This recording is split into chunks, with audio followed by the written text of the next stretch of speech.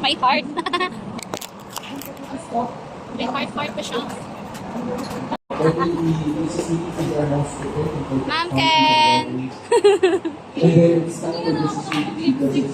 Back up na naman kami. Pang third wave na. Mga haggard na po kami.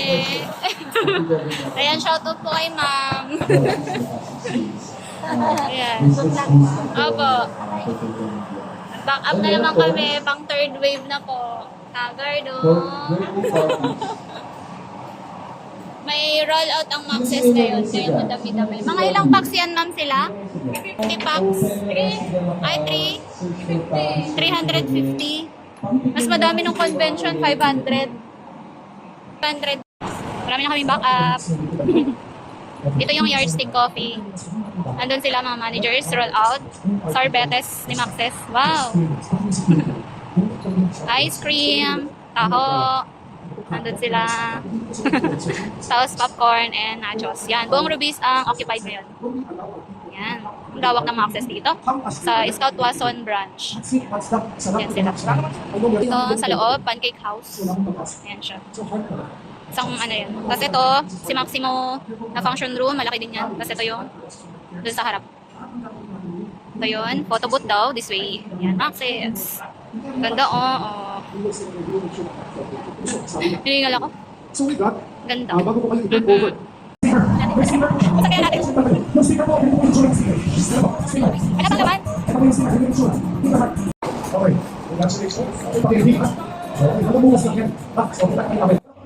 Hi Winians! For today's vid, magkakasama na naman po tayo dahil borrowed po ulit ako ni Yardstick Coffee. Magbibigay po tayo ng masarap na kape para sa mga manager ng Maxes. Ayun o! Sana all! Dahil roll out ngayon, 350 packs lang. Medyo hindi po mahirap ngayon. Compare po nung convention na 500 packs. Diretso yun, wala pong pahinga. Hindi makakain. Pero ngayon po ay kontrolado po ang pila at may time kami pag-back up.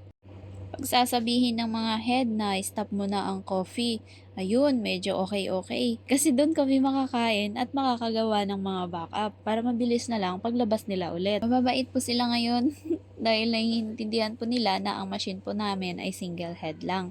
Same lang din naman po doon sa gamit namin ng convention, single head lang. Pero sobrang dami po kasi nila. Kahit 3 kami noon, hindi namin makakaya yon pagsabay-sabayin kasi nag-overheat naman po yung machine. Yun nga lang, late na kami mananghalian pero mas okay na yon. At least nalinis na namin yung area namin bago kumain. Kasi mas masarap kumain kapag malinis na ang area.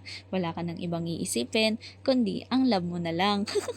Yun o, bago kami kumain, nag-request si Master Ken na magpagawa ng 2 strawberry shake kay, hindi ko napapangalanan, baka makilala nyo pa. Basta yun na yun, kaya busog ang tiyan namin. Salamat po, yun lang. Until next vid, bye-bye!